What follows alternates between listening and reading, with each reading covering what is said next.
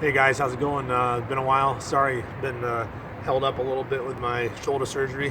Had some good questions yesterday. And I'm gonna have to split this into two videos. We'll make another video tomorrow with yesterday's questions. Today, like 14. First one was funny. Tracy Hess. Tracy Hess, you've been one of my very best friends since the day I met you.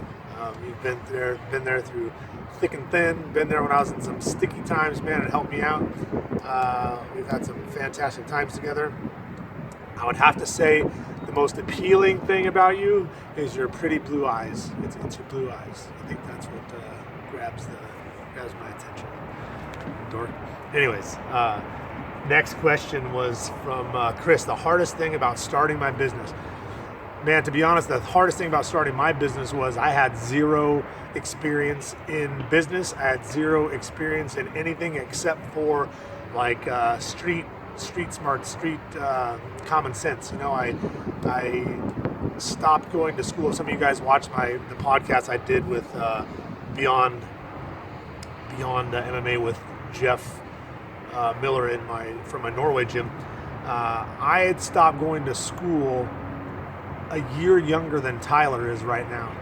My freshman year of high school was the last year I went to school.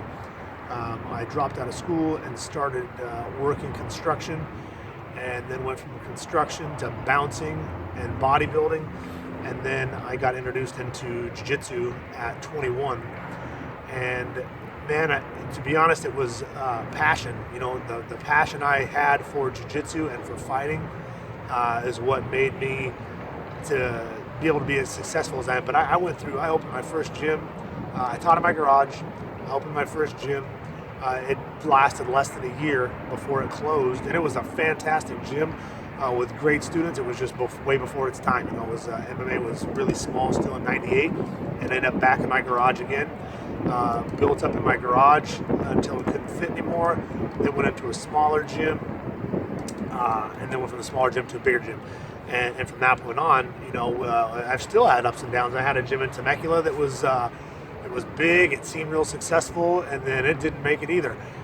So you know, I've had very big ups and downs as far as the business went. I've learned my business sense and everything through trial and error, just like my fighting. You know, I learned through trial and error what works, what doesn't work, and how bad do I want it? How bad do I want to have my gym be successful? How bad do I want to succeed and have, you know, the things that I have, or provide the things that my children have, provide for them, you know, what they have.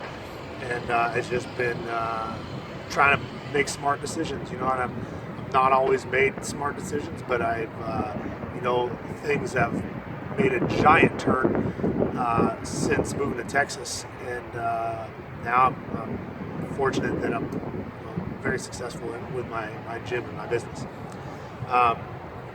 Mitch, you asked what was the, you know, final decision on me taking off the gi and for not wearing the gi anymore. You know, I try to tell people I don't dislike the gi.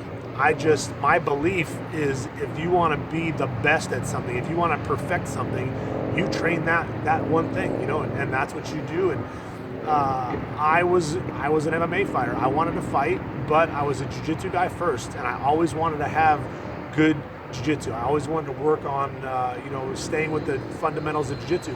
However, being an MMA fighter, every single time you grab the sleeve, every single time you grab the lapel, every single time you grab the pant leg, anything you grab, you're creating a bad habit for no-gi. You're creating something that you can't do every time you take it off, and now you have to grab for something else. So it's basically a false sense of security when trying to, you know, perfect one or the other. You can be really good at both, but just like anything in life, if you dedicate all of your time to one of them, you're going to be better at it. And one day at the Gracie Academy, you know, back in the day, there was a couple of brown belts and purple belts that could beat me, and maybe even a couple blue. And one day, Hoist came downstairs and he said, "All right, guys, take off the gi. Take off the gis. We're going to go open hand slaps and with no gi on, no gi top." So I said, "All right." Well, the scrambles that were created that day for me I beat everybody that I trained with. Higher belt guys, everyone. I outpositioned them. And some of them may remember who they are, may not. I don't know, but I'm not going to call anybody out. But I literally finished my rounds, and I sat against the wall and was like, oh, shit. This is for me. I have a natural knack at this. And from that point on, I sat in class and listened to how they taught, but I wasn't concerned with what they were teaching as much as how they taught. Horian was a good teacher, so I was studying the way he broke it down. But in my head, I'm thinking nogi, nogi, nogi, nogi. And that was my goal. From that point on, I wanted to be 100% nogi. I for what I was doing in life, there was no point in me putting a gi on. I was definitely not sold on the fact that you have to wear the gi to become technical at nogi.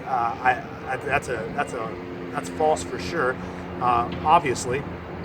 But I wanted to stay and be as technical as I possibly could without it. So I broke down. I changed my game. I changed the jiu-jitsu game for me to make sure that took place and that happened. And I believe I'm showing that now. My students are showing that now. My kids are showing that now. But it'll still take a while before people really, understand. And there's a lot of people that love both, and that's awesome too. If they want to do both, that's awesome. And like guys are like, well, Marcelo and all those guys they're winning worlds. They're the best, and they train both. Well, that's because there's never been someone that trained from day one until Marcelo's level to judge if Marcelo could have been better at no-gi if he trained no-gi all along, if he could have been better at gi if he trained gi. I feel that my kids will be the first example of that, of training no-gi jiu-jitsu, not just grappling or whatever, but no-gi jiu-jitsu from day one till black belt level, and be able to show, what they've done in the amount of time that they've done it. So that was my, I didn't believe that you needed it, and I wanted to be different. I wanted to be different, and clearly I was. Dave Lee, my brother from Canada. Why have I forsaken Canada? Canada forsaken me. They don't allow me to come back there, and I haven't taken the time to do what I need to do for them to allow me to come back. So that's why I haven't been back to Canada. I do need to take the time to do it, and I apologize, sir, Brother Lee, profusely. I apologize. I will come back one day. Olympia, what kind of cake or dessert for my birthday? Surprise me when I get there. And last, I'll take one more trip today.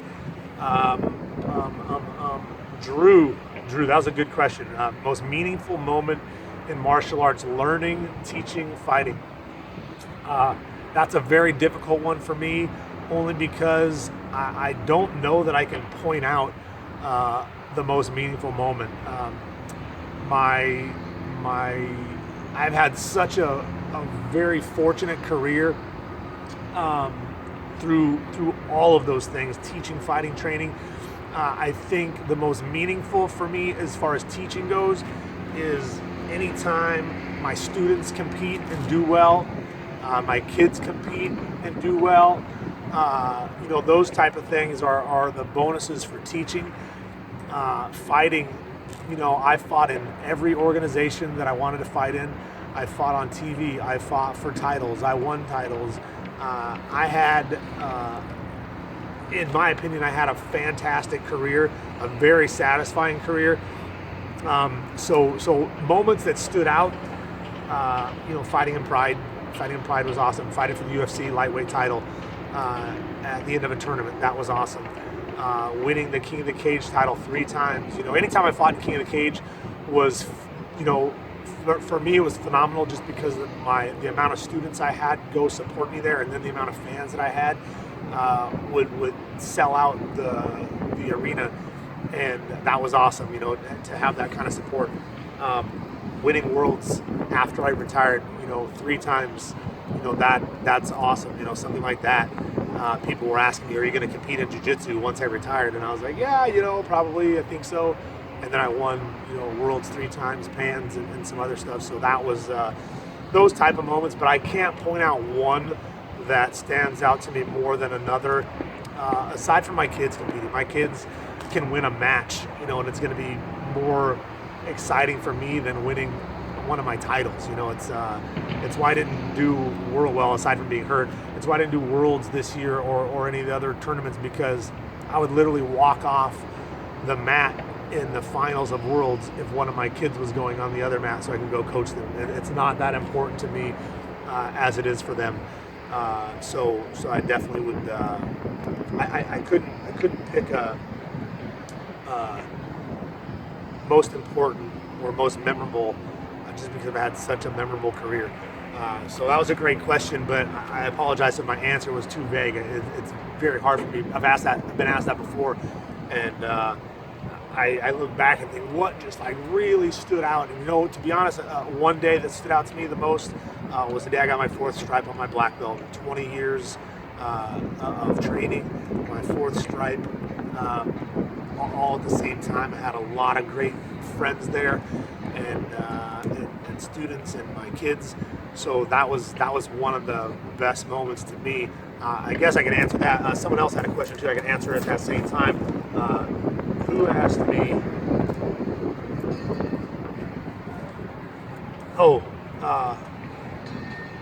Andy Fu asked me who will put the next stripe on my belt. Frangina will put all the stripes on my belt. I've got 4 stripes on there from him, and every stripe after that will come from Frangina, who runs Paragon Jiu-Jitsu. That's it for now. I'm out. I will be back tomorrow for my birthday. You're going to give me a few more questions, but I have a lot to answer tomorrow still. So anyways, have an awesome day, and I will talk to you soon. Peace.